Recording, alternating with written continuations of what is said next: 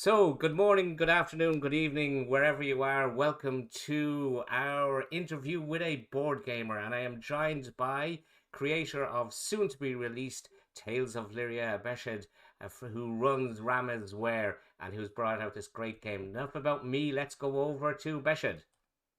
Thanks for having me, Phil, and thanks for your continued support also of our game. And yeah, I'm happy to be here for this little interview. Yeah, it's great. We're really looking forward to it. The Royal We. I'm really looking forward to it, and of course, our hundreds of thousands of subscribers are also looking. I say that in jest, obviously. Hundreds of thousands, yeah, Hundreds. 1,000 almost. It's So a rounding up error. so exactly, exactly. so look, let's get started. And I've loads of stuff I want to ask you. So the first question is, how did you actually get? Do you have a background in game design? Well, that's actually an interesting question because I don't think that back when I was choosing my, I think when I was choosing my subject to study, there was one game design course, and I'm from Berlin, right? I'm from Germany. There was maybe one game design course in the entire, in Germany, basically, that was not in Berlin, it was in Frankfurt, I think. And at the Games Academy, I think, back then. And now there's supposedly, I think there are more, but between that and computer science, I decided to study computer science and actually, pursue my game design ambitions in private as a hobby in a way. And I managed to actually integrate them into my diploma thesis. So I still have a diploma in computer science before they changed it to the bachelor master system. And my final thesis was creating basically a game and focusing on self-learning AI in this game. So I used it as a kind of entry point for myself into the industry, and then I started a job in Hamburg as a game developer, not as a designer. So I don't necessarily have a background in game design, but I always wanted to be a game designer in a way. But it's the computer science, it's the computer end of it, as opposed to board games. Your background. Yes, it's interesting because I always liked both, and I always kind of saw board games as the purest form of game design, because computer games they kind of they're more fluid and everything, but they have so many mechanics that distract you often from the core gameplay loop or the design itself. And in board games, there's nothing else. There's just the rules. There's just the game design. If it's a fun game, then it will reveal itself within the rules. And in computer games, you can distract with nice graphics, and you can add in-app purchases and do all that kind of stuff. But a board game in itself is also, it's something that evolved now as well, but it used to also be something that is a closed experience. You play for an hour or two, and within that hour or two, you kind of reveal the strengths of the game, and you basically play through the mechanics. And that's something that I always liked about board games. It kind of condenses the game design into it. I've heard it said, and I don't know how truthful this is, or not truthful is the wrong word, how accurate this is or isn't. I've heard people who've designed board games have often said that they found, and this is just reading, not talking to people, that an essential step was to try and actually visualize their actual board game as a computer game, to see how the mechanisms would work and see how easy it would be to explain in a rule system. And if that is, if people do use that technique, it's interesting that you've sort of come at it from the other way. You are actually a computer game designer going to try and design a board game. But yeah, it is. I think there's the beautiful thing about games is the only rule there should be is it should be fun. Yeah. So however you arrive there it doesn't matter. And for some people, the process is different. It's like with any creative thing, the process is different for every person, how they arrive there. So some people might do the opposite. I do know people in the indie game industry that just do a board game prototype first. I think Songs of Conquest did this, like a turn-based strategy game from Sweden, I think. And they prototyped it, I think, as a board game before they implemented it, because of course it's way cheaper to prototype print a couple of pieces of paper, especially if you have a turn-based game, and then start programming and implementing graphics. And so the process is different for everybody. As long as it's fun, you can do anything you like. Did you, obviously you have a game design background, albeit in the computer sphere, but did you do any sort of, when you decided to make a board game, and I suppose the question I should ask first is, what made you suddenly decide, was it a bucket list thing that I'm going to design a board game as opposed to a computer game?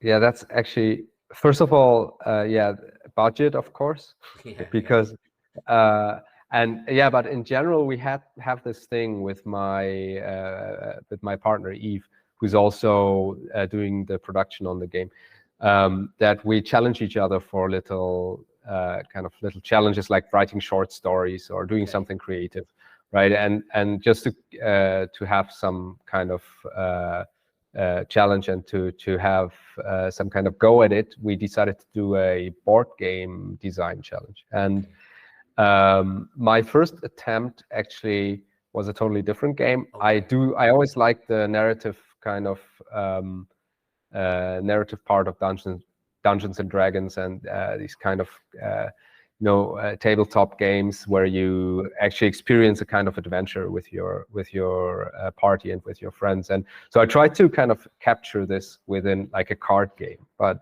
I think I didn't convince Eve, so she didn't like my prototype. So I'm like, I felt motivated to try again, and then I thought about more like from the perspective of what I would like to actually play and what doesn't exist actually in the market as far as I know. And I designed Boardquest, and that was actually also the working name. And little by little I added rules and mechanics, and so it all evolved from there. But it came out of this little competition that we had going in in March last year. So when can we expect Eve's game to hit the shelves? To hit the shelves? No, Eve's game. Eve's game. Eve didn't ever commit. I mean, it happened twice actually with the short stories. Yes. I think she did not finish hers, so she didn't finish her game. But she does have ideas. But maybe she's discovered a very clever way to get you to do all the work. Yeah, but she does actually a lot of work on the game now. So now I'm kind of I'm really happy that she is producing it, because I realized also through the process that I am very passionate about game design, but not so much about the details of production necessarily. So it's a good combination. She loves production and not so much the details of game design. So we kind of blend together those two things. The production is quite important, because you could have the greatest game in the world sitting on your coffee table, but if you can't produce it and get it out there, no one's ever going to know about it. Exactly. It's both parts are important, or you can have the best production in the world and you have no game. Yeah. Well, you say there's a lot of them out there. There's some of them on my shelf here. I could exactly. Kickstarter is pretty good for those. We can't just Kickstarter too much. So did you do any sort of background research? And I know you have your history in sort of game design from the process of it, but did you do any sort of specific research or read any books or wikis on how to do board game design, or was there any designers you sort of? I probably should have. No, I haven't. I think my like anyone who plays a lot of board games or a lot of games, I think you learn by playing them. Or I think me at least, I like to think about those games. Every time I play a board game that I really like, I always think about how I would improve it and things like that. So, and I think about how they managed to achieve this level of fun, and what mechanics makes it actually fun, because the principles of fun are very elusive and interesting to understand. And if someone achieves that with certain mechanics, then it's very interesting to me why it is fun for many people, like psychologically speaking. And So that's how I don't like to necessarily.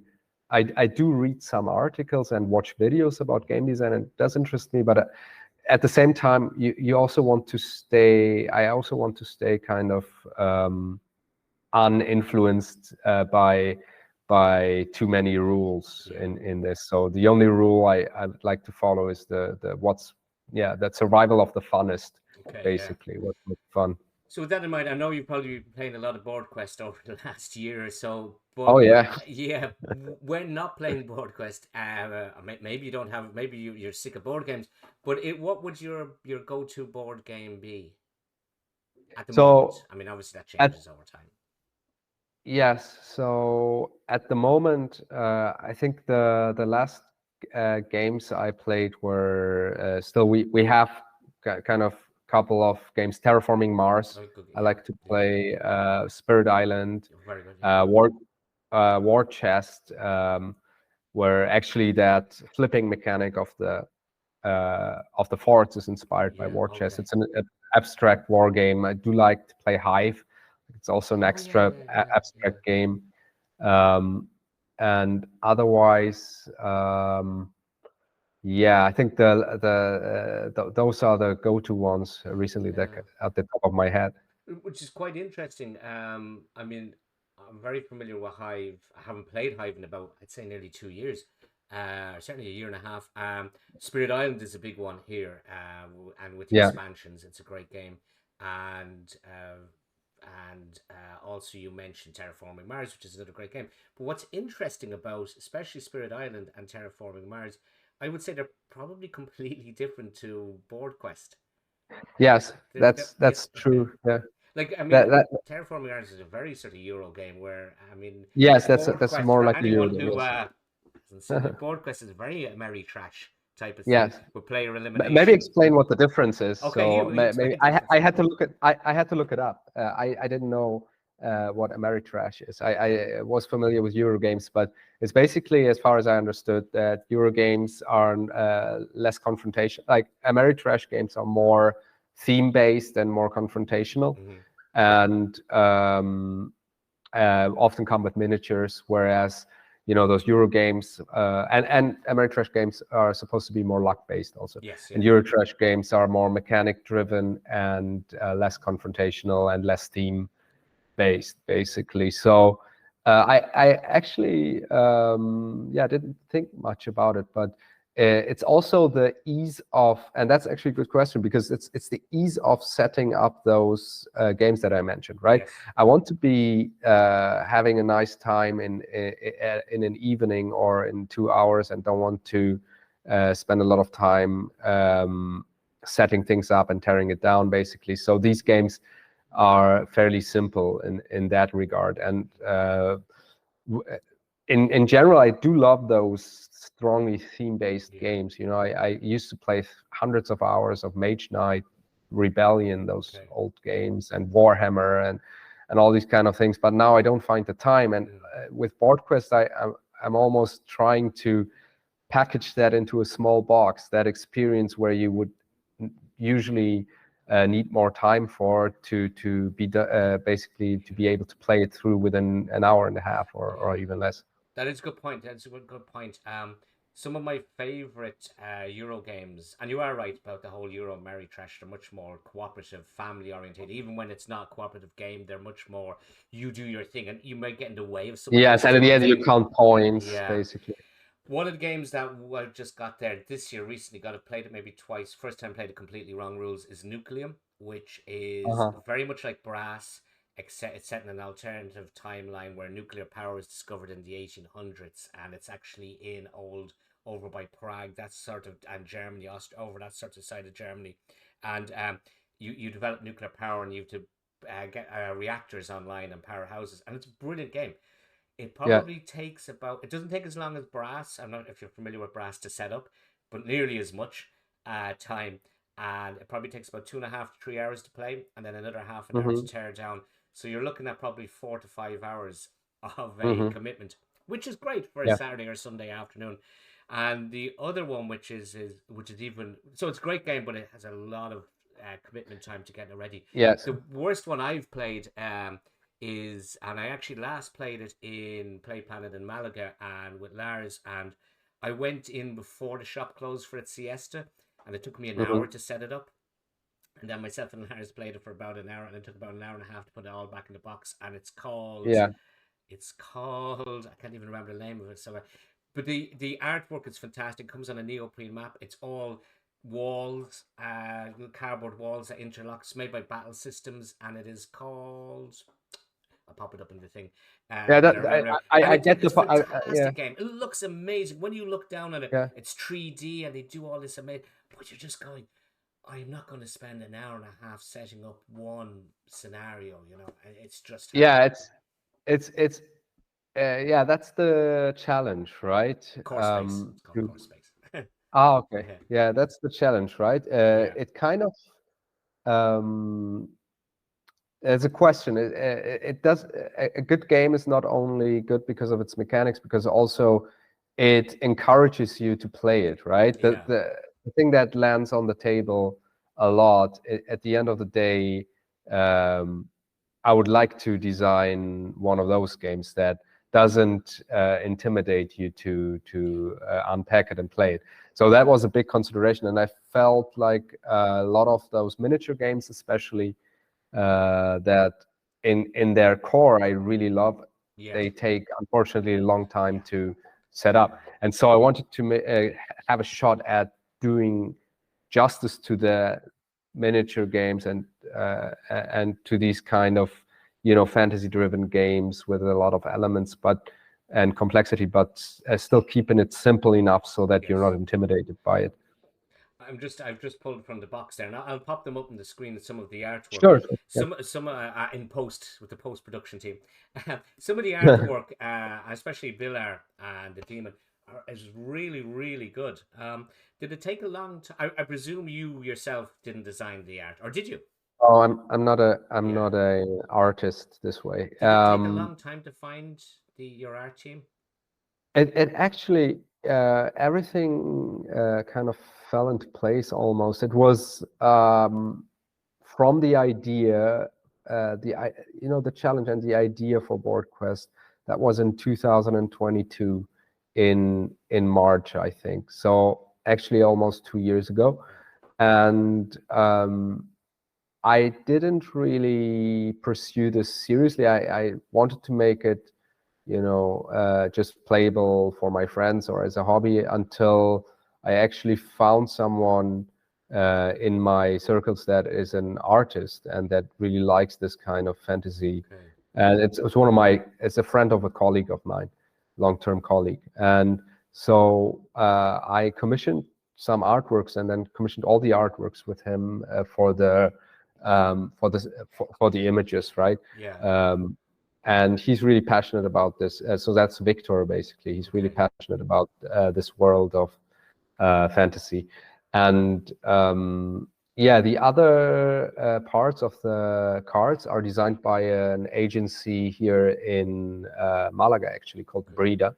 So the visual design of the cards and of the boards and everything and the elements they did. And the idea there was to have a fresh look at kind of fantasy from a more, let's say, comic like or more Okay. kind of more colorful, more happy perspective.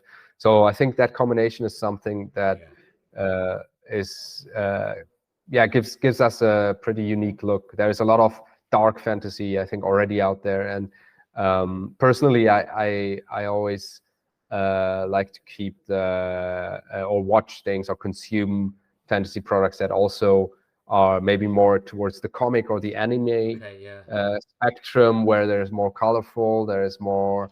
It's in a way happier. Yeah. I always like to also in video games, all these Souls games. They're Yeah. great game design, but they're so dark and Yeah. Yeah. depressing. And I always prefer to have if I spend time to spend them in a beautiful world Yeah. than Yeah. in a Yeah.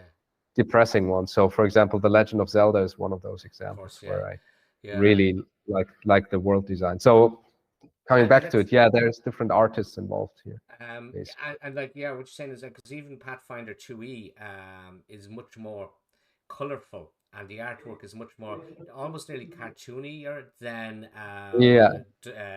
D&D 5th edition. It's Hmm. that sort of brighter colors.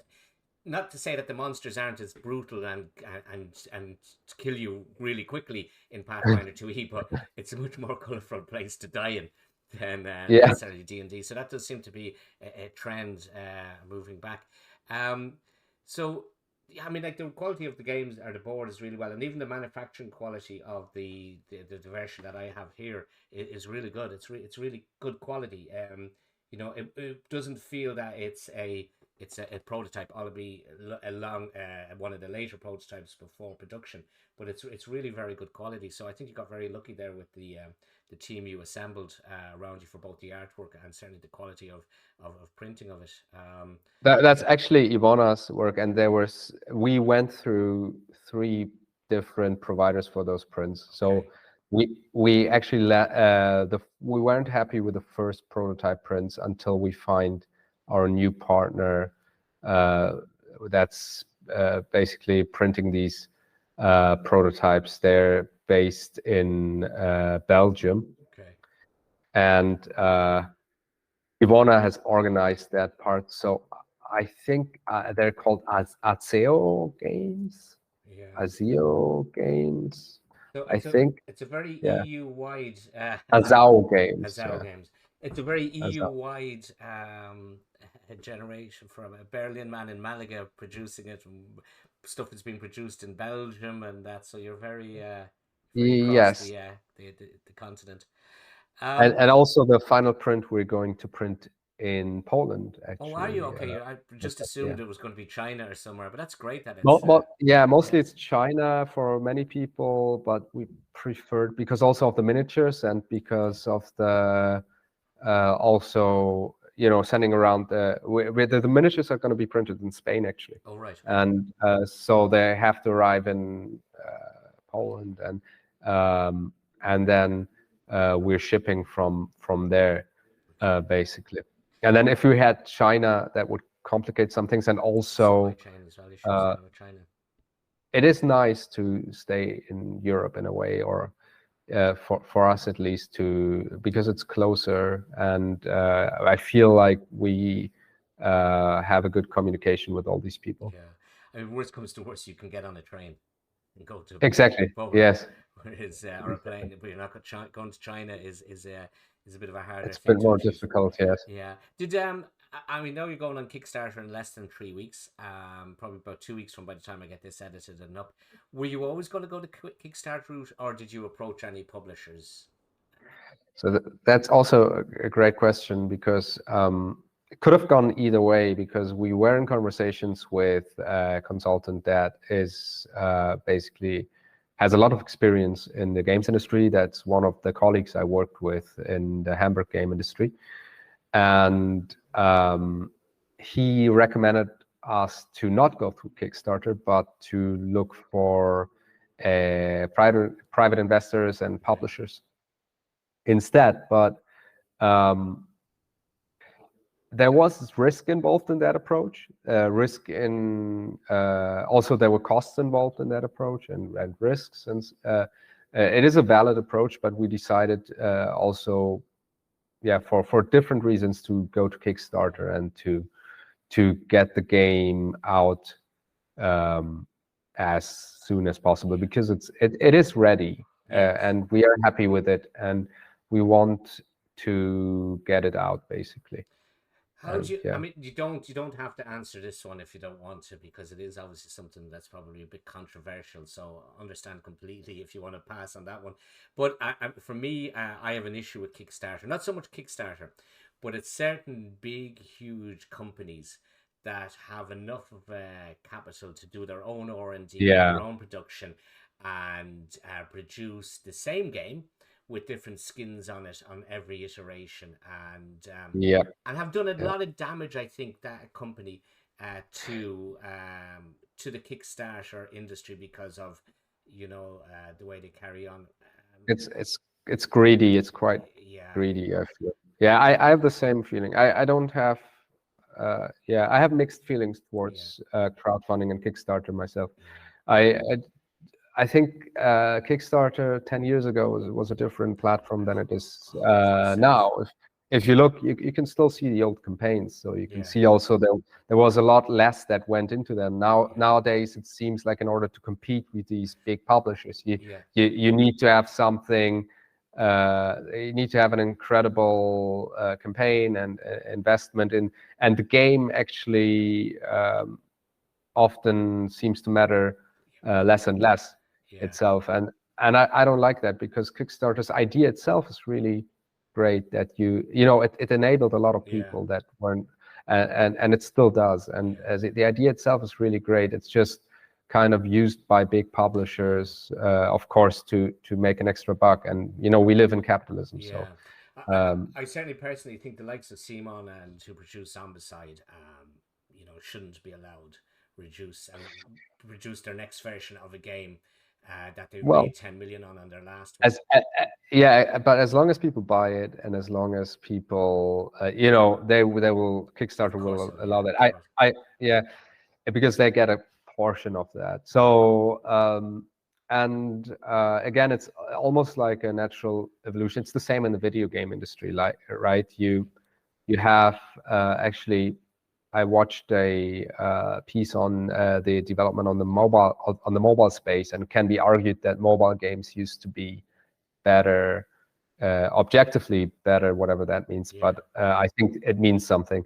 Objectively better in the past, oh, definitely, where where you had Infinity Blade, for example, or games like that um, yeah, just used the medium itself, and yeah, didn't use so much the triggers for in-app purchases and yeah, addiction-based yeah, sales.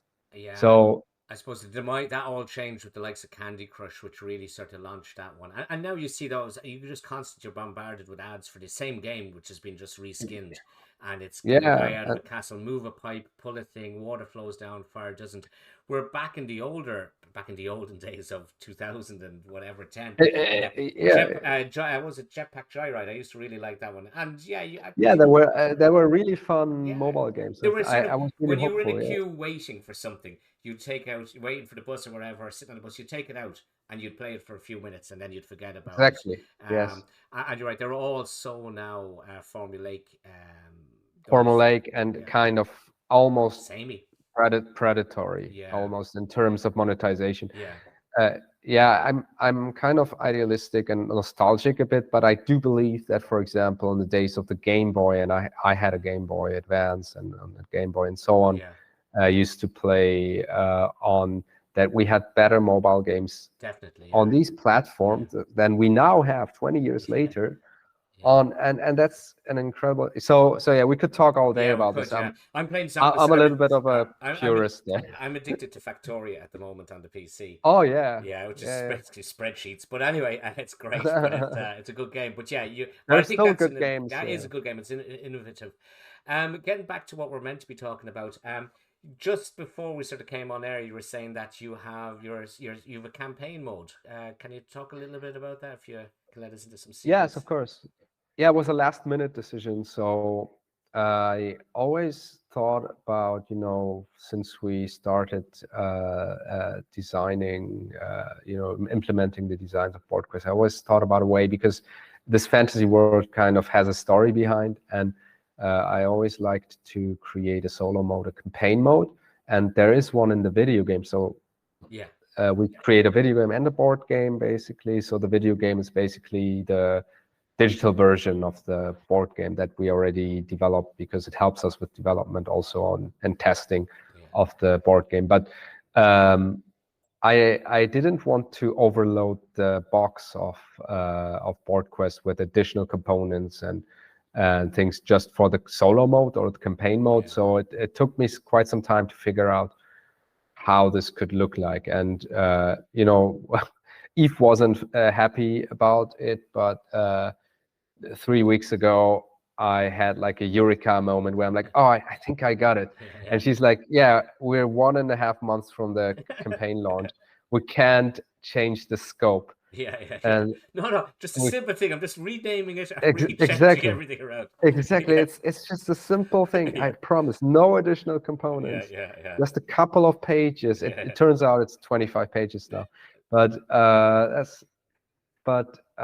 yeah, so we added this story mode. I played it, play tested it. We have a disclaimer that it's subject to change because it's the latest edition. So Awesome. the rest of the game has been play tested hundreds and thousands of times, but this obviously hasn't. So it will change after the campaign, probably in the details of. But I really am happy that we have it in there because it kind of gives the world of Liria kind of plasticity and kind of background that brings it alive a bit more even. So Yeah, that's great. Looking forward to trying that out. So tell us that dates. When is it? So I will put links to everything we've mentioned below in the thing. But when are you hoping to hit the big Kickstart go button? so 21st of February is 21st. definitely Okay.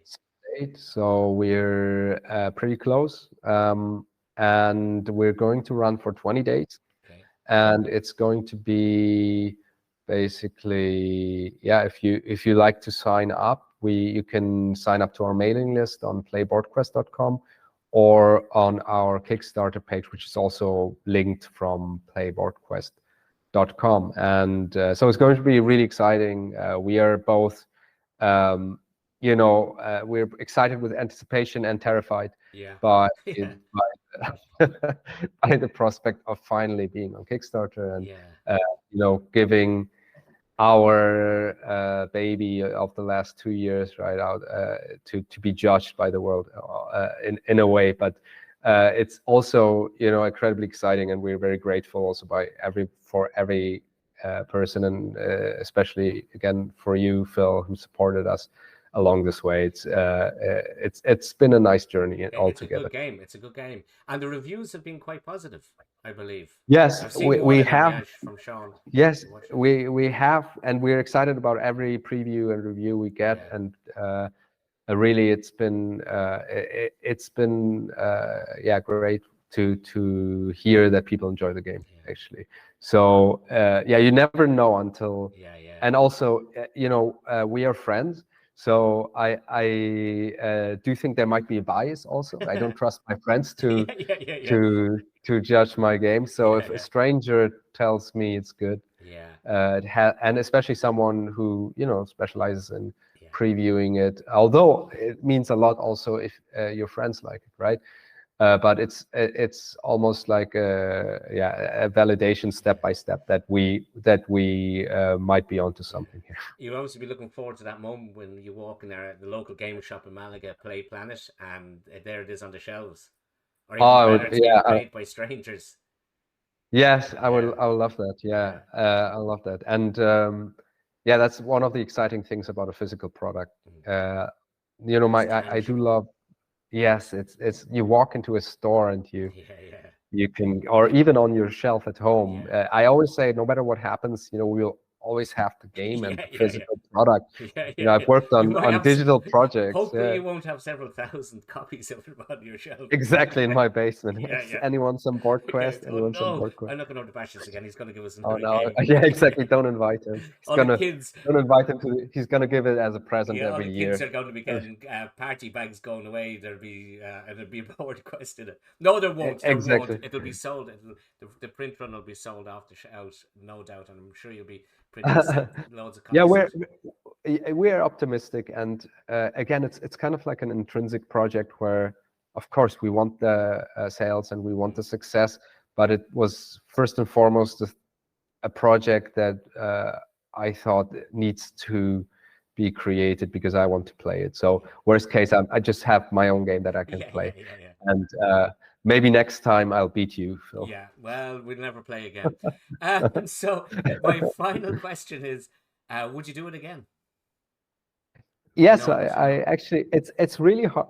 So it's really harder than I expected to go through with this and to actually arrive at the point, which shouldn't be the case. Actually, the crowdfunding shouldn't be so difficult. That's what it's for. It Yeah. should, if you have a great idea and if you have some, potential to back it, you should, the idea I think a couple of years ago was that you should get enabled by other people who get inspired by this. But nowadays it's so much preparation, so much work to actually get to the crowdfunding that it's really difficult. So it's been more difficult than expected, but I do love what I love about it is the process of designing a game and to see it come to life and to play it with friends, actually. So I would do it again. And in fact, I do have some, expansions. Yeah, Yes, yeah, yeah, yeah. there's some expansions designed Yeah. already in anticipation if the campaign goes well. So the story of Boardquest, and if you play through the campaign, you will see its cliffhanger at the end.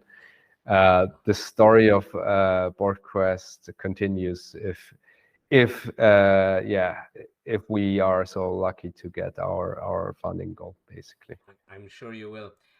So listen, thank you very much. Unless there's anything else I've missed out that you want to about the campaign or anything. I think we covered it all. Great questions, Phil. Thank you. I'll stick links to the Kickstarter and, of course, the website and anything else we've talked about in it down at the bottom. So until good luck with your release date. I'm sure it's going to be really well received, and I'm sure we're going to be seeing copies of it in most game shops around Europe very soon. So once again, thank you very much for taking the time to chat with us this morning, and best of luck with Boardquest. Tales of Liria. Thank you, very Phil. much.